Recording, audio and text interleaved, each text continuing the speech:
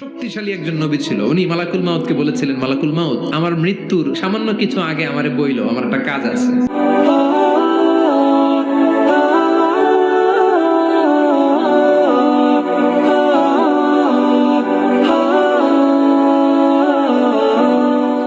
মালাকুল মাউত মৃত্যুর কিছু সময় আগে এসে বলল, সুলাইমান, সময় শেষ, অল্প কিছু সময় বাকি, কি করবেন করেন। সাইয়েদনা সুলাইমান জিনদেরকে ডাকলো, ও জিনেরা, বিশাল একটা প্রজেক্ট আছে, প্রজেক্টে কাজ শুরু করো। আর কিছু জিনকে বলল, চারদিকে গ্লাস ফিটিং করা একটা রুম বানাও। সাইয়েদনা সুলাইমান আলাইহিস সালাম গ্লাস ফিটিং করা রুমের ভেতরে ঢুকলেন। এই রুমে ঢোকার দরজা নাই, হাতে একটা লাঠি নিলেন, লাঠির মধ্যে ভর করে দাঁড়িয়ে রইলেন আর জিনদের দিকে তাকিয়ে রইলেন। জিনেরা এত বদমাশ ছিল, সাইয়েদনা সুলাইমান দাঁড়িয়ে না থাকলে কাজ করতো না, দাঁড়ায় না থাকলে আজও লোকজন কাজ করতে চায় না, ঠিক কিনা?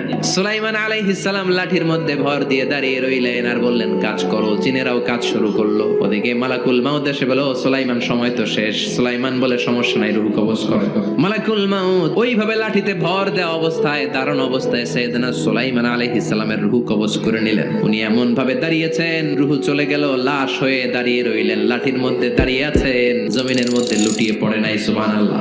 জিনেরা মনে করছে বস দাঁড়ায় আছে, কাজ করতে হবে। করতে করতে পুরো প্রজেক্টের কাজ শেষ। ইন দ্য মিন টাইম ঝিঝি পোকা, উই পোকা সুলাইমান আলাইহিস সালাম লাঠির ভেতরে ঢুকে লাঠিও খেয়ে ফেলেছে। সাইয়েদনা সুলাইমান আলাইহিস সালাম ধপাস করে জমিনে পড়েছে। আর জিনেরা কয়, হায় হায়, খালি খালি কাম করছে এতদিন। সুবহানাল্লাহ কইবেন না?